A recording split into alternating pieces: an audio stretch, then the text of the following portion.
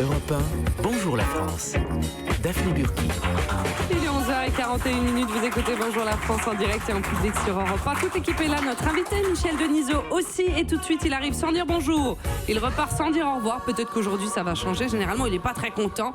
Mais entre les deux, il dresse le portrait de notre invité. Et aujourd'hui, Michel Denisot, c'est sur vous que c'est tombé. Désolé. C'est Didier Porte, évidemment.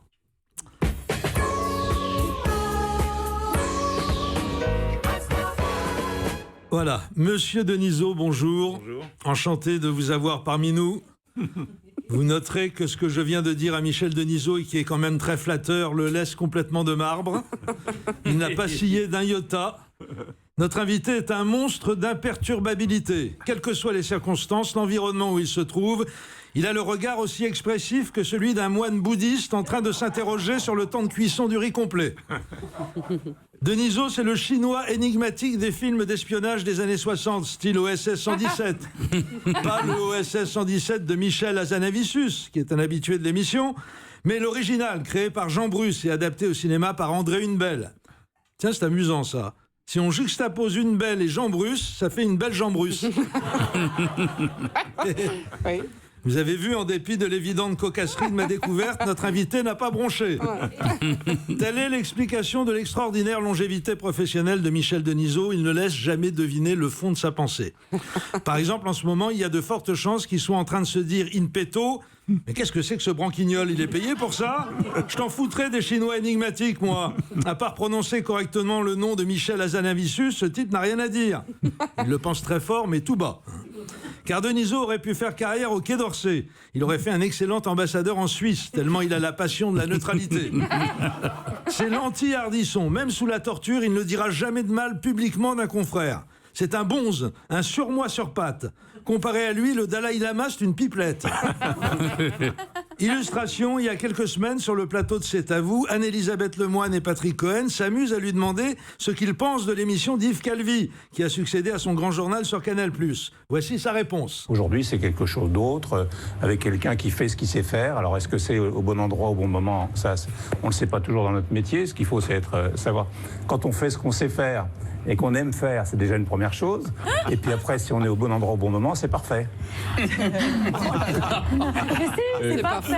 Vous avez regardé. Quand on sait ce qu'on fait et qu'on voit ce qu'on voit, On a raison de Voilà. penser ce qu'on pense. hein. Exactement. Voilà, conclusion, Denisot est le seul Normand qu'on connaisse qui soit né à Châteauroux. Attention, s'il ne dit jamais de mal des confrères, notre invité n'en pense pas moins. Reprenons sa déclaration à C'est à vous à propos de l'émission de son successeur Yves Calvi, et traduisons.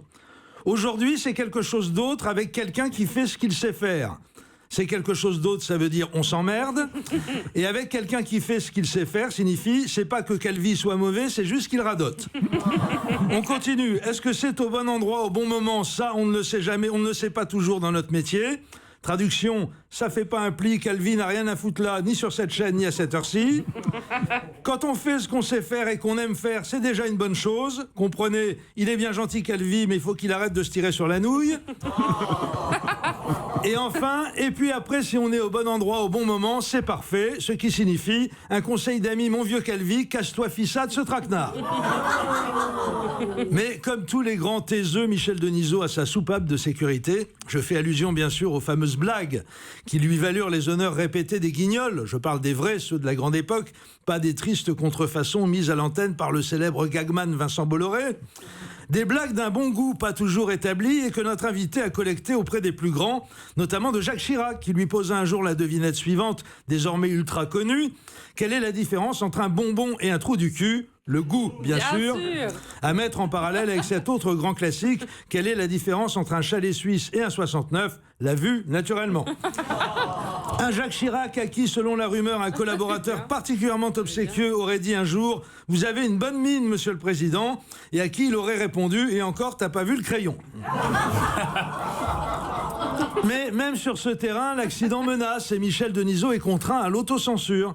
Par exemple, si vous lui demandez aujourd'hui, à savoir quelques jours après les révélations sur le producteur Harvey Weinstein, à quoi on reconnaît une bonne blague, je pense qu'il va botter en touche. Je me trompe ?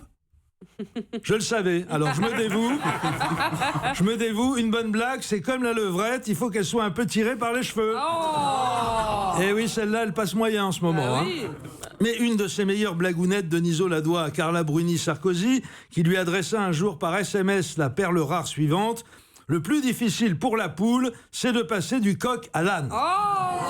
Une bien bonne en forme de message subliminal adressé à tous les électeurs français et à mettre en rapport avec la récente proclamation par Madame Bruni Sarkozy que sa vie sexuelle avec Nicolas était, je la cite, fantastique.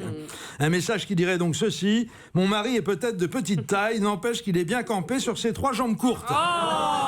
Voilà, après cette vanne toute pourrie, dont je suis bien obligé d'assumer la paternité, je n'ai plus qu'une chose à faire, quitter le studio, la queue basse. Très bien.